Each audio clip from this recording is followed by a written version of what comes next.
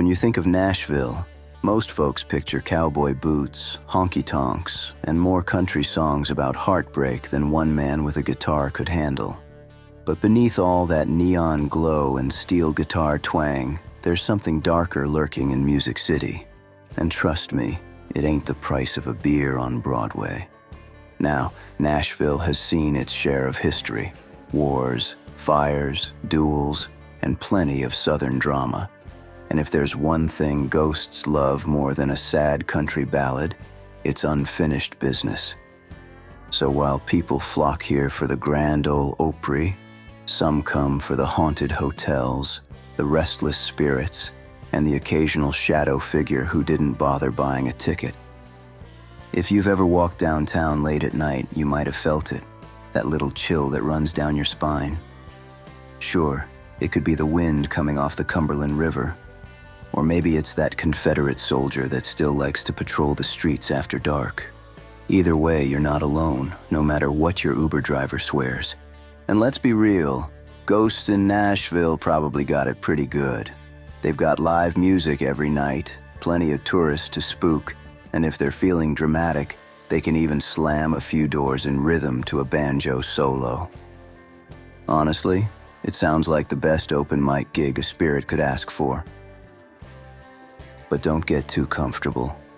Some of these ghosts aren't here for the music. They're here for revenge, heartbreak, or just to remind you that Nashville isn't all hot chicken and friendly smiles. Sometimes that knock on your hotel door isn't room service. It's something a lot colder, and it sure ain't bringing you towels. Still, you've got to hand it to Nashville's spirits. They know how to put on a show. From theaters where actors never left the stage, to mansions where the former owners still throw their own kind of parties, Nashville is basically a paranormal playlist that never stops spinning. So whether you're here for the haunted bars, the eerie battlefields, or just to see if you can survive one night in a hotel where the ghosts outnumber the guests, you've come to the right place. Buckle up. This ain't your grandma's ghost tour, unless your grandma's ghost is still hanging around. All right, grab your flashlight, keep your boots laced tight, and let's dive head first into the most haunted places in Nashville, Tennessee. And if you feel a tap on your shoulder while watching this video, don't panic. It's probably just a ghost wondering why you didn't hit that subscribe button.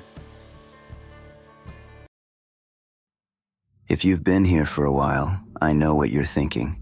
How many changes is this channel going to go through? Trust me, I ask myself the same thing every week. What you're witnessing, my friends, is my ADHD in full cinematic form, constantly switching gears, bouncing between haunted history and true horror stories like a ghost hopped up on espresso. But hey, change keeps things interesting, right? Speaking of interesting, let's talk about one of Nashville's most famous haunted landmarks, the Hermitage, home of President Andrew Jackson. The Hermitage looks peaceful enough during the day. Tall white columns, trimmed gardens, and a polite southern charm that says, "We serve sweet tea and ghost stories." But when the sun dips low and the night settles in, things start to feel a little off. The air gets heavy, the halls creak, and visitors start realizing that the former president might still be hanging around. And he's not exactly the quiet type. People swear they've seen Jackson's ghost wandering the grounds near his tomb, puffing on a cigar like he's still running the country from beyond the grave. Others say they've smelled cigar smoke with no explanation at all. Knowing Jackson's temper, it wouldn't be shocking if he's still pacing around, arguing with anyone brave enough to visit after dark. Inside the mansion, the activity ramps up. Doors swing open on their own. Footsteps echo upstairs when no one's there, and ice-cold chills hit you out of nowhere. A few brave staff members say they've even heard what sounds like horses galloping through the parlor, because apparently Jackson's cavalry didn't get the memo that the war's been over for 150 years. Then there's the story of two women who stayed overnight decades ago. Around midnight, they heard chains dragging in the butler's pantry and a deafening crash like a horse charging through the wall. That was enough for them. They left faster than you can say haunted history. Whether it was Jackson making a dramatic entrance or some confused spirit trying to redecorate, nobody knows. Even the gardens have their share of chills. The gate near Rachel Jackson's grave has been seen swinging open by itself, and some visitors claim to feel an invisible hand brush across their shoulder. Locals like to say Jackson still visits Rachel's resting place every night, keeping her company in death just like he did in life. Sweet? Sure. But if my spouse showed up from beyond the grave every night, I'd be changing my locks real quick. One caretaker once admitted he was whistling to calm his nerves while locking up for the night, until something started whistling back. Same tune, but just a little off-key. He searched the entire mansion, found nothing, and probably decided to finish his shift in broad daylight from that point on. Either Jackson's ghost needs singing lessons, or the mansion has its own off-brand ghost choir. The Hermitage leans into its spooky reputation now with nighttime ghost tours, lanterns, storytelling, and all. Guides walk visitors through the grounds while sharing eerie encounters and historical secrets. Whether you believe in ghosts or not, one thing's for sure. The Hermitage doesn't rest easy. And honestly, with all that history, would you?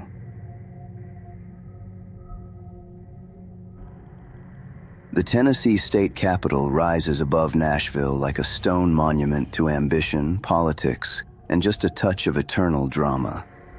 Built between 1845 and 1859, the structure was the brainchild of architect William Strickland, who chose a Greek revival style that made the building look more like a temple than a seat of government.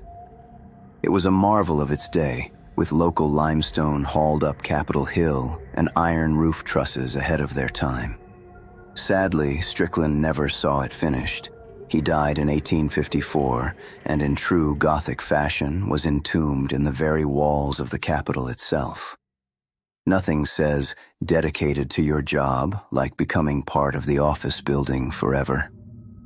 If Strickland's story weren't eerie enough, the Capitol has a second permanent resident, Samuel Dold Morgan, who oversaw the construction and fought bitterly with Strickland over design and costs. Their feud was legendary, filled with yelling matches and disagreements that nearly derailed the project. In death, they got the last laugh. Morgan was buried in the opposite corner of the building from Strickland. Even now, people joke that their arguments echo through the halls at night, the world's oldest construction dispute replaying itself in ghostly form. Employees and security guards have reported hearing voices in the empty building, strange footsteps that stop when investigated, and occasional shouting that seems to rise from the walls themselves. Some say it's just the building settling, but others swear it's Strickland and Morgan still arguing about limestone budgets. Imagine spending eternity bickering about construction receipts. That's some serious unfinished business. The grounds of the Capitol also hold the tomb of President James K. Polk. Polk and his wife Sarah were interred there after political debate about where his body should rest.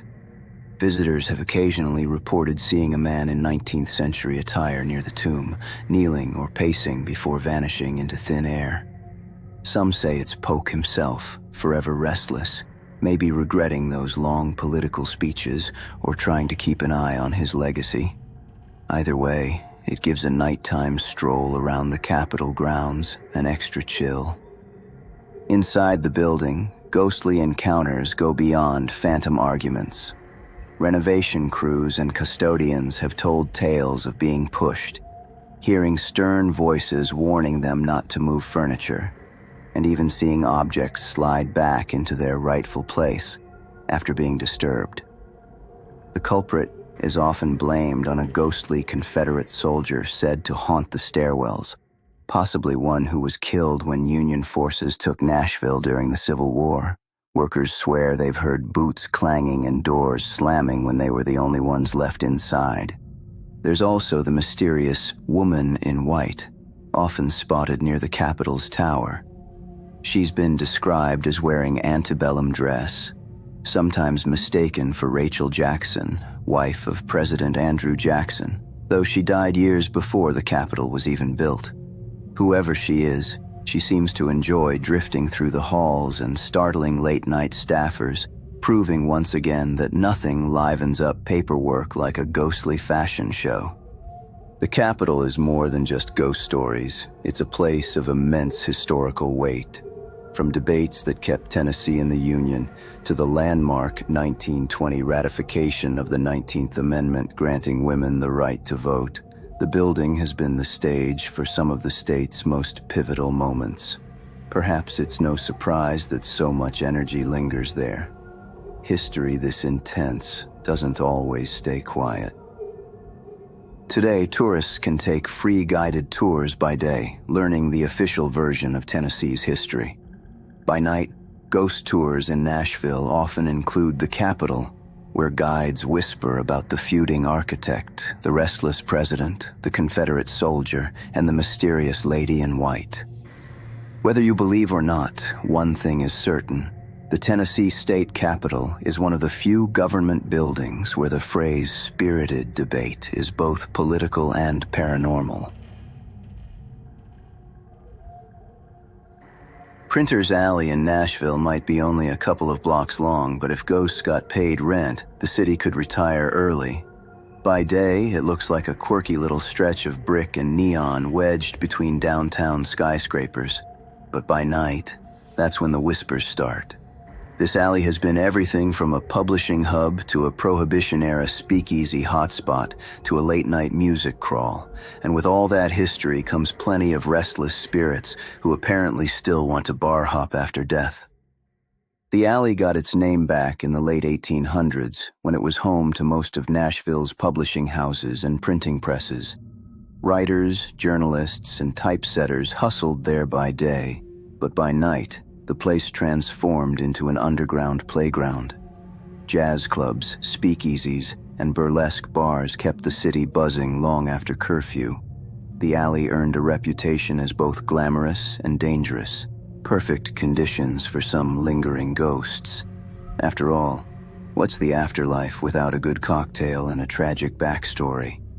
One of the most famous ghosts said to wander Printer's Alley is the spirit of a murdered club owner. Back in the Prohibition era, gangsters ran much of the nightlife, and one unlucky businessman reportedly met his end in a backroom deal gone sour. Witnesses say you can still hear his footsteps echoing on the cobblestones late at night, as if he's pacing out one last negotiation. Others swear they see a man in a fedora lurking in the shadows. Just don't try to ask him for directions unless you're cool with him vanishing into thin air mid-sentence. Then there are the performers. Printer's Alley was once called the Broadway before Broadway because of its nightclubs, and many of its singers and dancers never quite gave up the stage. Bartenders claim that glasses move on their own when the band plays, like invisible hands clapping along. Some tourists have even reported catching a whiff of cigarette smoke and cheap perfume in spots where no one's standing. It seems Nashville's forgotten showgirls are still trying to steal the spotlight. Eternal encore and all. Not all the ghosts are friendly, though. Stories circulate of bar patrons who suddenly feel icy hands on their shoulders, only to turn and find no one there. One poor guy even claimed his beer slid right out of his hand onto the floor, either the work of a mischievous spirit or just proof that Nashville's ghosts are tired of tourists drinking light beer. Either way, the ghosts clearly know their craft cocktails. The alley also has a reputation for shadow figures that dart in and out of doorways. Locals say these could be the spirits of gangsters keeping an eye on their turf. Imagine trying to flirt in a dark bar only to feel like Al Capone's ghost is judging your pickup lines. That's enough to make anyone order another round. Of course, no haunted Nashville story would be complete without music. Street performers and late-night musicians sometimes claim their instruments go mysteriously out of tune right before a song. Some swear it's the ghosts of old jazz musicians messing with them, trying to keep the quality control high. Ghostly hecklers? Only in Printer's Alley. So whether you go to Printer's Alley for the neon lights, the live music, or just the hope of having your drink stolen by a ghost, you're bound to feel its history pressing in. It's equal parts charm, danger, and spookiness. Basically, Nashville's personality in an alleyway. Just remember, if you hear laughter behind you in the dark, don't look back. It's either a spirit from the jazz age, or someone who just heard your country karaoke. Either way, you're in for a hauntingly good time.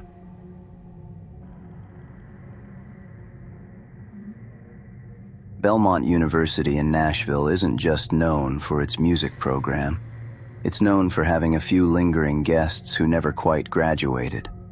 At the center of it all stands Belmont Mansion, a gorgeous antebellum estate that used to be home to one of the wealthiest women in the South, Adelicia Hayes Franklin Ackland Cheatham.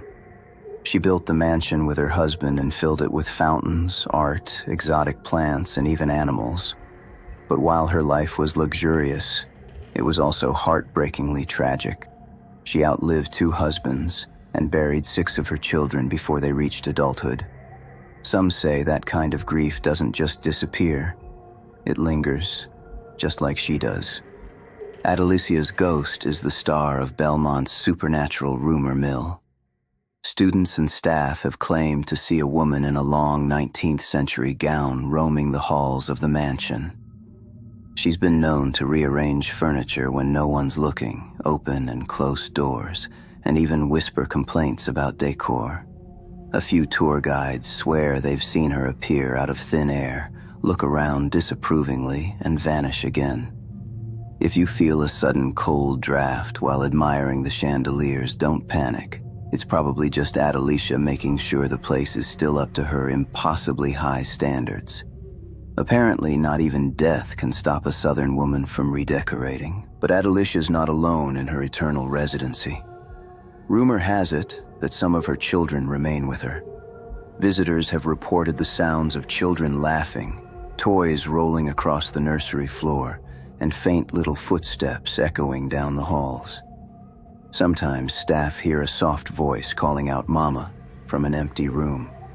Late at night, you might even catch the sound of giggles in the gardens. It's said that at dusk, if you look near the old gazebo, you can spot the shadows of children darting by before disappearing into the trees.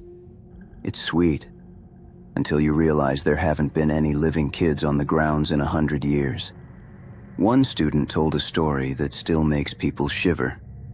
She said she was studying in the mansion one evening when she heard a child crying somewhere in the distance. Thinking it was a lost visitor, she went looking, only for the crying to suddenly stop. When she turned around, she came face to face with a woman in an old-fashioned dress, standing perfectly still, her hand pressed to her heart like she was worried. The student blinked, and the woman vanished.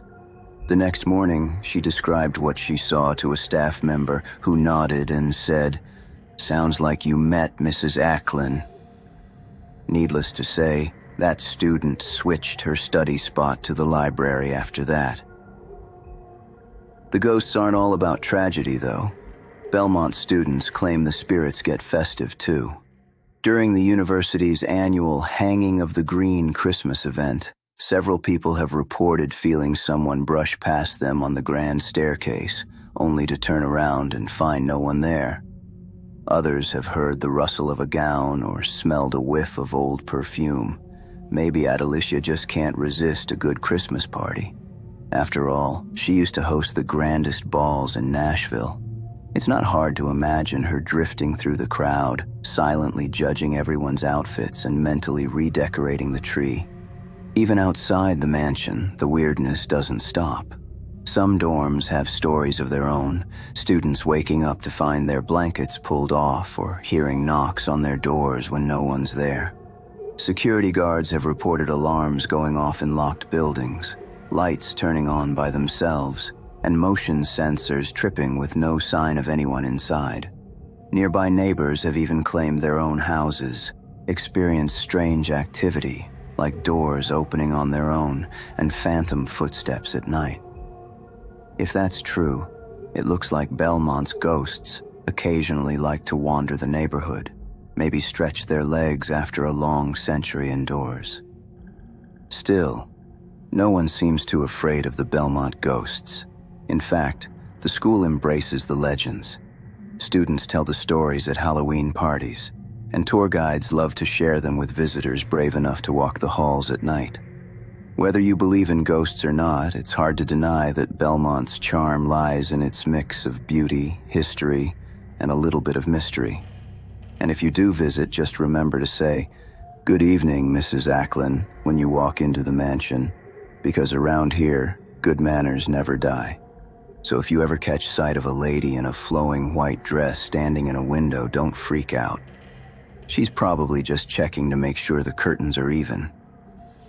Belmont University might be one of the most beautiful campuses in Tennessee, but it's also one of the most haunted.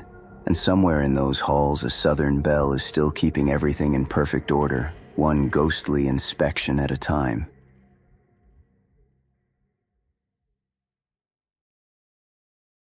Tennessee State Prison in Nashville looks more like a Gothic castle than a correctional facility, and that's part of what makes it so eerie. When it opened in 1898, people thought it was a step forward in modern incarceration. But overcrowding started immediately. It was built for 800 inmates, and on day one, there were over 1,400 crammed inside. The place quickly turned from state-of-the-art to state of horrors.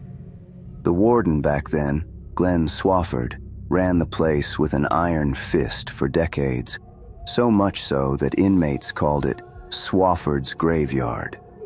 Between executions in the electric chair and brutal punishments, hundreds of men met their end behind those thick gray walls. With all that suffering baked into its stone foundation, people say the prison never really emptied out, even after it closed in 1992. Visitors and guards alike have claimed to see shadowy figures roaming the cell blocks. There's one story about a phantom warden still patrolling the halls, yelling out orders nobody dares disobey, because who wants to get written up by a ghost? Others talk about hearing footsteps pacing the guard towers, even though the staircases have long since crumbled. One legend says that after a deadly riot decades ago, screams echoed through the solitary wing for months. Some swear they still hear them on windy nights. People who've snuck into the abandoned prison describe the same eerie things. Doors slamming shut when no one's there, chains clanging, and voices whispering down empty corridors. A few even claim to hear the humming buzz of Old Sparky, the electric chair that ended over 100 lives. You'd think after that many volts, the last thing anyone would want to do is come back. But apparently, some inmates just couldn't get enough of the place. And those who've been inside say you can feel it, a heavy, angry energy that makes the hairs on your arms stand up. When ghost hunters started investigating after the prison closed, things got even stranger. Several groups reported getting EVP recordings of voices begging for help or shouting, "Let me out!" Not exactly what you want to hear in a dark hallway. One team spent the night in the cell block where James Earl Ray, the man who assassinated Dr. Martin Luther King Jr., once stayed. Their equipment went haywire, the temperature dropped, and a cell door slammed shut behind them. They left so fast you'd think they were running the 100-yard dash. Skeptics say it's all in people's heads. After all, old buildings make weird noises, and the power of suggestion can make anyone jumpy. But when a dozen people who don't even know each other tell the same story about phantom footsteps and voices in the dark, it's hard not to wonder. Even former guards, people who worked there for years, have quietly admitted that the place never felt empty, even after the last inmate was transferred out. They'd hear footsteps on the tiers long after midnight and doors rattling for no reason.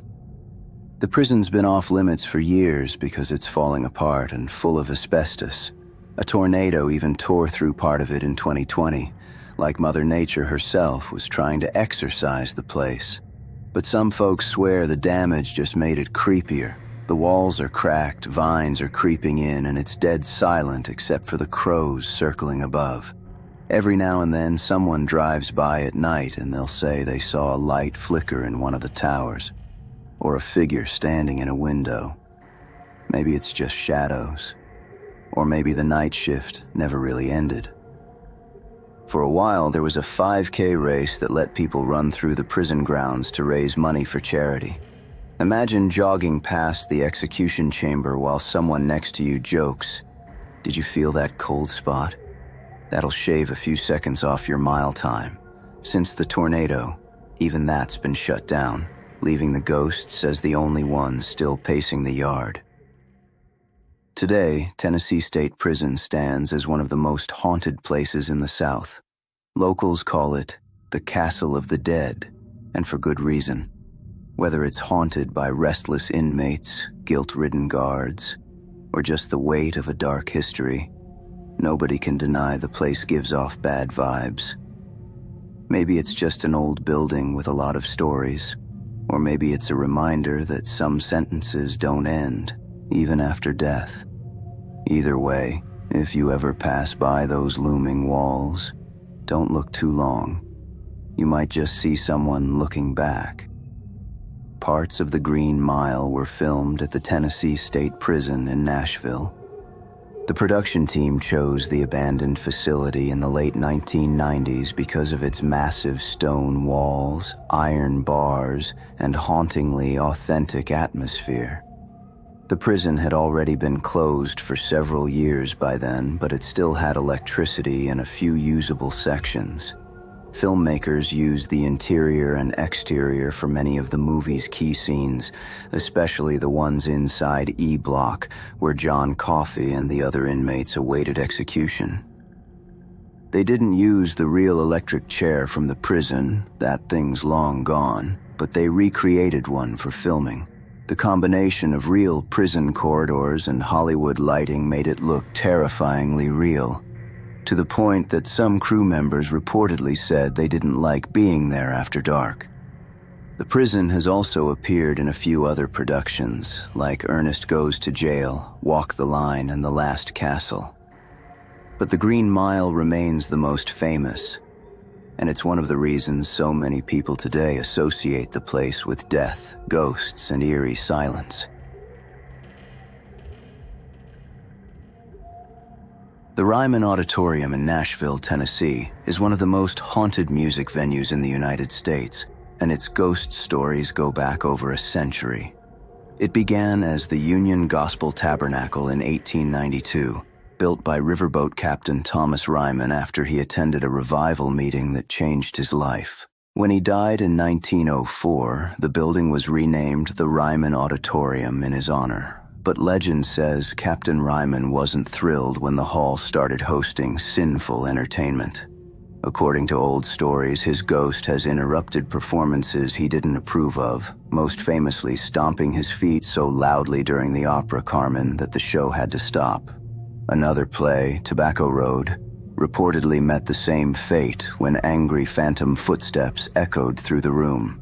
Apparently, even in death, Captain Ryman had strong opinions about morality and showbiz. One of the Ryman's most famous apparitions is known as the Gray Man. Described as a mysterious figure in a gray Civil War-era uniform, he's often spotted sitting in the balcony during rehearsals or empty hours, silently watching the stage.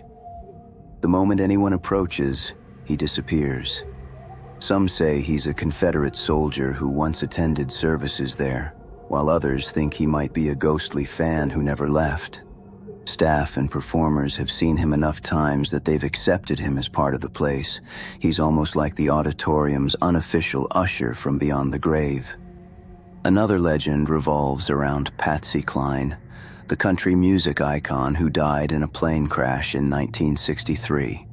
Late-night workers at the Ryman have claimed to hear her voice singing "I Fall to Pieces" long after closing, echoing from an empty stage. Those who hear it say it's chilling but beautiful, as if Patsy is still performing her final encore. People have even reported faint applause following the phantom singing, though no one else is in the building. Then there's Hank Williams Sr., who performed at the Ryman before being fired from the Grand Ole Opry in 1952. Apparently, he never left. His ghost has been seen backstage, in the dressing rooms, and even in the alley behind the building that connects to Tootsie's Orchid Lounge, his favorite spot for a drink. Staff have heard his songs playing from nowhere, and a shadowy figure dressed in old-fashioned clothes walking the corridors. One story says that when a song of his played late at night, the instruments started vibrating on their own. If true, Hank's still trying to make curtain call. For years, people have whispered about what they call the Opry curse. During the Ryman's time as home of the Grand Ole Opry, many beloved performers died tragically. Plane crashes, car wrecks, fires, and even murders. Between the 1940s and 1970s, dozens of country stars met early deaths, including Patsy Cline, Hawkshaw Hawkins, and Stringbean Ackerman. Some fans say the Ryman's stage is cursed, and that the spirits of the fallen Opry stars have lingered there ever since. The circle of wood cut from the Ryman's stage and placed in the new Grand Ole Opry building was even rumored to have carried that curse with it, proving that ghosts in country music travel light. Security guards, stagehands, and tour guides have plenty of stories of their own. They've heard heavy footsteps in empty hallways, laughter from backstage, or the feeling of being watched from the wings. One musician said he saw a figure standing in the balcony during rehearsal and nearly fell off his stool when he realized no one else was in the building. The ghost sightings are so common that staff just shrug it off now. The general rule seems to be, if the ghosts aren't hurting anyone, let them enjoy the show. In recent years, the Ryman has embraced its haunted reputation. It hosts haunted history tours, where guides lead visitors through darkened hallways, under the stage, and around the balcony, while sharing the spookiest stories tied to the building. Guests sometimes catch strange shapes in photos or hear what sounds like distant singing from the empty stage. Even modern performers have had their own experiences. One artist claimed to see a ghost staring down at him from the balcony during soundcheck. The Ryman's ghosts aren't just there to scare. They're part of its legacy. Between Captain Ryman's stern spirit, the gray man in the balcony, and the voices of long-gone country legends, the building feels alive, even when it's empty. People say you can sense history pressing against the walls, like echoes of every note ever sung, whether it's divine acoustics or something more supernatural. One thing's for sure, the Ryman Auditorium will never be completely quiet. Nashville's Gaylord Opry Land Resort may be known for its breathtaking indoor gardens and country music charm, but there's another side to this grand place that gives guests the creeps, in a good way. Rumor has it this fancy hotel is haunted. The most famous ghost, a mysterious woman known as the Lady in Black. And if you ever stay there, you might just catch a glimpse of her gliding through the hallways like she's late for a ballroom dance that ended 150 years ago. The resort is beautiful by day, but at night, it's a different story, especially if you're the type who jumps at the sound of an ice machine. The Lady in Black is said to be Mrs. McGavick, part of the family that originally owned the land long before there was a hotel or a Grand Ole Opry nearby. She's usually described wearing a long black gown with a matching veil, looking like she's fresh out of an old Southern portrait. Some say she died tragically when a chandelier came crashing down on her years ago, which, let's be honest, is one dramatic way to go. Guests and staff have reported seeing her reflection in mirrors, standing silently at the top of staircases, or drifting through the Magnolia lobby like she's inspecting the decor. Thankfully, she doesn't seem angry, just territorial. It's her hotel now, and we're all just temporary guests. Employees have their share of ghost stories, too. One former manager claimed he saw a woman in a Civil War-era dress late one night after closing up shop. She stood at the top of the stairs, still as a statue. Trying to stay calm, he gave her a polite, "Good evening, ma'am." And just like that, poof, she vanished into thin air. He said he wasn't sure what was scarier, the ghost disappearing or realizing he had to walk back down that same hallway afterward. New employees quickly learn that working the night shift means sharing the workspace with more than just co-workers. Guests have their own spooky experiences too. Many have reported waking up at exactly 3 a.m., the so-called witching hour, to find a woman in black watching them sleep. One visitor said she felt a cold hand brush against her cheek, only to discover she was alone in the room. Others hear faint whispers or feel the bed dip like someone sat down beside them. It's not exactly the kind of turn-down service people expect when they book a suite, but it definitely makes for a memorable stay. If you wake up in the middle of the night and someone says, "Good evening," maybe just smile and roll over. And of course, not all hauntings are polite. Guests have reported hearing footsteps running across the roof, doors slamming for no reason, and even feeling something pressed down on their chest, like a weight they couldn't move. One man woke his wife up in a panic, only for her to blame the spicy wings they had for dinner. Others joke that Mrs. McGavick likes to mess with the electricity or flicker the lights when she's bored. Bartenders say when a cooler randomly shuts off, it's just the lady in black unplugging things again. Even ghosts, apparently, can't resist a good prank. The land itself might be the reason for all the paranormal activity. Before it became a hotel, it was part of the McGavock family's massive estate, and during the Civil War, the grounds were reportedly used as a burial site for soldiers. Some believe the lady in black is tied to the land, not the building, because even when the theme park was still around, workers claimed to see an elderly woman wandering near the rides after hours. And when Mills Mall opened next door, shoppers reported strange encounters there too. Add in the tragic 2001 murder-suicide that occurred in one of the hotel's atriums and the massive 2010 flood that nearly destroyed the resort, and it's no wonder people believe the spirits have plenty of reasons to hang around. Local ghost tours never skip this place when listing Nashville's most haunted spots. Tour guides love telling the tale of the lady in black, often pointing to the grand staircase where she's most often seen. She's become somewhat of a local celebrity. Her story has appeared in books, documentaries, and Halloween specials on TV. Some even call her Nashville's classiest ghost. If she's still roaming the halls, she's certainly got a sense of style and timing, always showing up at night and never caught on camera. Maybe she just doesn't approve of modern technology. Whether you believe in ghosts or not, the resort is a place where history and mystery intertwine. It's where Southern charm meets supernatural chills. By day, you'll hear the sound of waterfalls, laughter, and country music.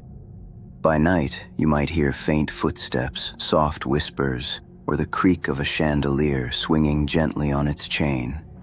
Guests often leave with two kinds of memories, one of a stunning resort, and another they can't quite explain. So if you ever find yourself at here, keep your manners sharp.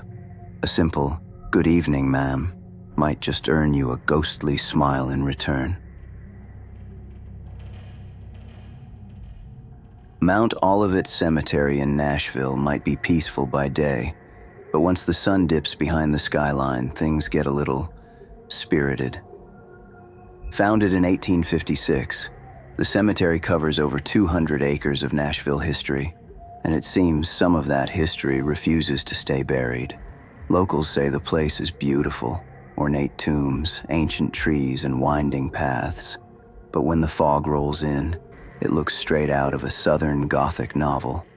And honestly, who could blame a few souls for wanting to hang around? The view is great, the company's historic, and there's always a new ghost hunter to mess with. After the Civil War, the cemetery became home to thousands of Confederate soldiers, many of whom were reinterred by the grieving women of Nashville. They created Confederate Circle, a solemn resting place that holds more than 1,500 soldiers and 7 generals. That alone could stir up some restless spirits. People have claimed to hear boots crunching on gravel when no one's there, or muffled commands echoing through the fog. Some say the soldiers are still standing guard, others think they're just having eternal roll call.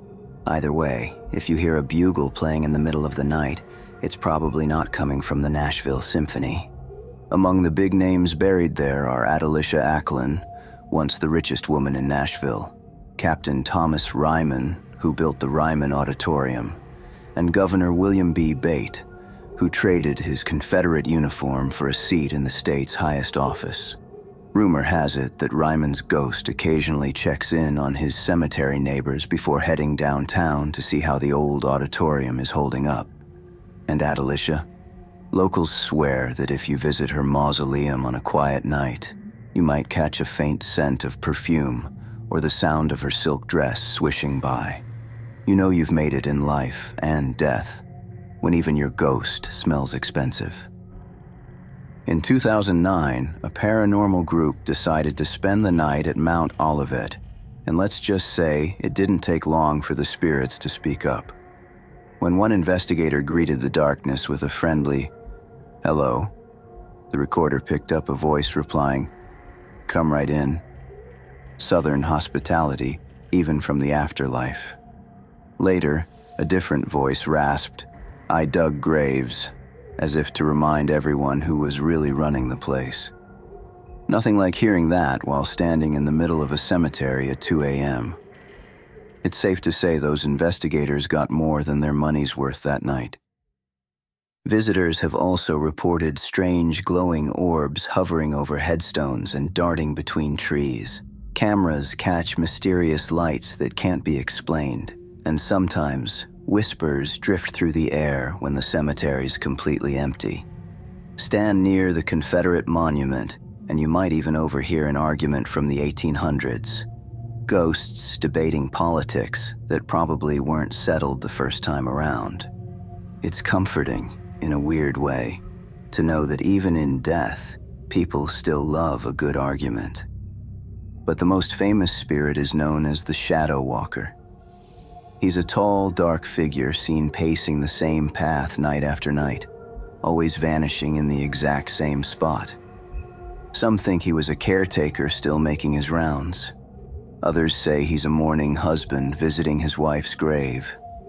Whatever he is, he's dedicated. Clearly the kind of employee who never missed a shift, not even after dying. Groundskeepers say they've caught glimpses of him while mowing, which is probably why no one volunteers for the night shift anymore. There's also talk of a lady in white who appears near a family plot, crying quietly before fading into the mist. And in the 1950s, a young couple parked near the cemetery swore they saw a translucent man walk across the road before vanishing into thin air. These spirits aren't dangerous, just dramatic. Maybe they enjoy a little attention. After all, if you're going to spend eternity somewhere, you might as well make it interesting. Even the chapel wasn't spared from the weirdness. In 2015, it burned down under mysterious circumstances, and no one ever figured out why. Some blame vandals, but others suspect something more supernatural, perhaps an old spirit with a candle and bad timing. Visitors say they still feel cold spots near the ruins, as if the ghosts are mourning their lost house of worship. Between the haunted soldiers, the elegant socialites, and the chatty gravediggers, Mount Olivet is less a cemetery and more of a ghostly neighborhood. And if you ever find yourself there after dark and hear a polite whisper saying, "Come right in," well, don't say Nashville's spirits don't know their manners. The Union Station Hotel in Nashville looks like something straight out of an old movie, a grand castle-like building that was once a bustling train station back in 1900, With its Gothic arches, tall towers, and a clock that probably witnessed more goodbyes than any rom-com ever written, it's no surprise people say this place is haunted. It used to be filled with travelers, soldiers, celebrities, and maybe even a gangster or two. But when the trains stopped running and the building sat empty for years, something about the silence seemed to invite a few permanent guests to move in. The hotel's most famous ghost is a young woman named Abigail. Her story starts back during World War II when she said goodbye to her soldier lover on the platform. They promised to meet again when the war was over. But when he never returned, having been killed in battle, Abigail couldn't bear the heartbreak. In a tragic twist, she ended her life right there at the station, stepping in front of a train. Since then, guests and staff have sworn they've seen her wandering through the halls, still waiting for the love who never came home. Some even say she's the reason the lights flicker whenever a train passes by, as if her spirit still perks up, hoping it's him. Room 711 is said to be her favorite spot, and let's just say you might not get much sleep there. Guests have heard furniture being dragged around when no one's in the room above, because there isn't a room above. Others claim to hear soft footsteps pacing, lights turning on and off by themselves, and mirrors that like to show extra people in the reflection. The brave ones who've spent the night say the air gets ice cold out of nowhere. Hotel staff joke that Abigail just likes to check in on her guests, literally. But Abigail doesn't have the place to herself. There have been sightings of a man in an old military uniform who appears on the tracks outside as if waiting for someone. Some believe it's her lost soldier, still looking for her in the afterlife. One guest swore they saw a woman in 1940s clothing throw herself over a balcony, only to vanish before hitting the ground. Others have seen shadowy figures near the lobby staircase or a mysterious woman watching silently from the third-floor overlook before fading away. Even the employees have their stories. Some won't talk about it, while others spill the tea like it's part of the orientation. One worker claimed they saw a woman leap from a balcony, and when they ran to look, no one was there. Another swore the elevator doors opened and closed all night long without anyone inside. The cleaning crew jokes that if you mop after midnight, you might just hear footsteps following right behind you. If you feel a tap on your shoulder, it might not be your co-worker. It might just be Abigail reminding you to keep the floors shiny. Guests sometimes bring their own ghost stories home as souvenirs. One family said their daughter had a full conversation with a man in a long coat and weird glasses who vanished when they asked her who she was talking to. Another guest tried to ignore tapping under the bed until it got so loud he yelled, "Stop it!"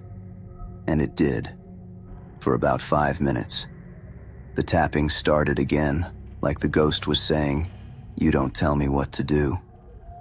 Despite all the spooky stories, most people agree that the ghosts at Union Station aren't angry. They're just part of the charm. Abigail, in particular, is seen as a friendly spirit who doesn't mean any harm. In fact, some guests actually request her room just to see if they can catch a glimpse of her.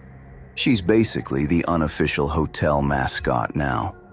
So if you ever book a room at the Union Station Hotel, don't be surprised if you feel a cold breeze when the air conditioner's off or hear a whisper when no one's around. That's just Abigail, keeping the promise she made long ago, to never leave the station until her soldier comes back. Who knows, maybe one night she'll finally find him. But until then, she's probably rearranging the furniture and checking to make sure you left a good tip for housekeeping. And that wraps up our ghostly tour of Nashville's most haunted spots. If you made it this far without checking under your bed or Googling how to bless my house, then congratulations. You're officially braver than 90% of the tourists who stay at the Union Station Hotel. From the Ryman's restless spirits to the shadows lurking around the old state prison, Nashville might be the only city where your country music playlist comes with a side of paranormal activity. If you enjoyed this creepy ride through Music City, don't forget to hit that subscribe button like it owes you ghost hunting money. Smash the like button before one of these ghosts decides to do it for you. And drop a comment telling me which haunted place freaked you out the most. Until next time, keep your EMF detectors charged, your flashlights ready, and remember, if you hear footsteps in an empty hallway, it's probably just Nashville saying goodnight.